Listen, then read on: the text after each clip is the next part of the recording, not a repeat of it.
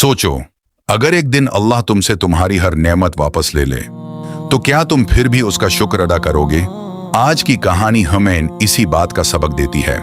बनी इसराइल में 3 आदमी रहते थे। एक को कोढ़ की बीमारी थी, दूसरा गंजा था और तीसरा अंधा था। अल्लाह ताला ने उन तीनों का इम्तिहान लेना चाहा। एक फरिश्ता इंसानी शक्ल में सबसे पहले कोढ़ वाले आदमी के पास आया। उसने पूछा, तुम सबसे ज्यादा क्या चाहते हो?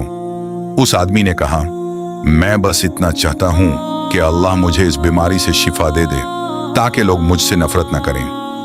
अल्लाह के हुक्म से उसकी बीमारी दूर हो गई, उसकी जल्द बिल्कुल ठीक हो गई। फिर उससे एक हामिल ऊंटनी दी गई और उसके लिए बरकत की दुआ की गई। इसके बाद फरिश्ता गंजे आदमी के पास गया।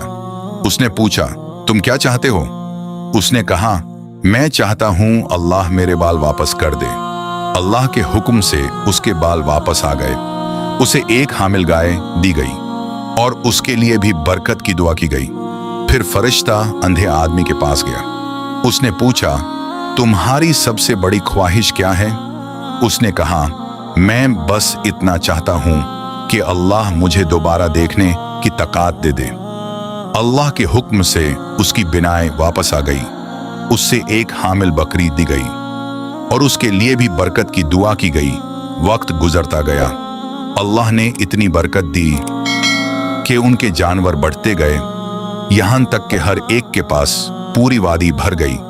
कुछ अरसा बाद वही फरिश्ता फिर आया, लेकिन इस बार एक गरीब मुसाफिर की शक्ल में। सबसे पहले वो पहले आदमी के पास गया। उसने कहा, मैं मुसाफिर हूं, सफर में फंस गया हूं, अल्लाह के लिए मुझे एक ऊंट दे दो। लेकिन उस आदमी ने कहा, मेरे पास बहुत जिम्मेदारियां हैं, मैं तुम्हारी मदद नहीं कर सकता।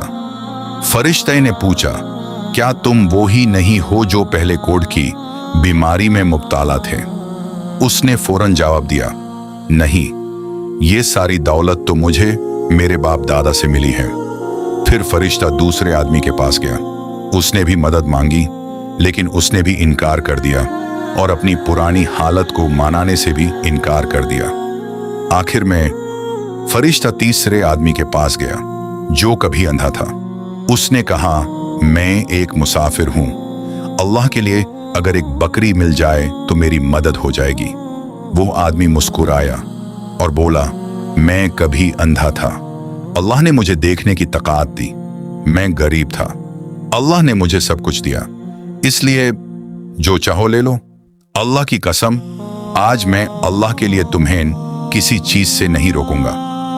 तब फरिश्ते ने कहा, आज तुम सबका इम्तिहान लिया गया था, अल्लाह तुमसे राजी हो गया है, लेकिन तुम्हारे दोनों साथी अपनी नाशुक्री की वजह से अल्लाह की नाराजगी का शिकार हो गए। याद रखिए, नेमत मिल जाना कामयाबी नहीं होती।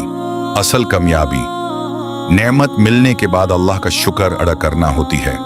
अल्लाह हमें भी हमेशा शुक्रगुजार बंदों में शामिल फरमाए। आमीन।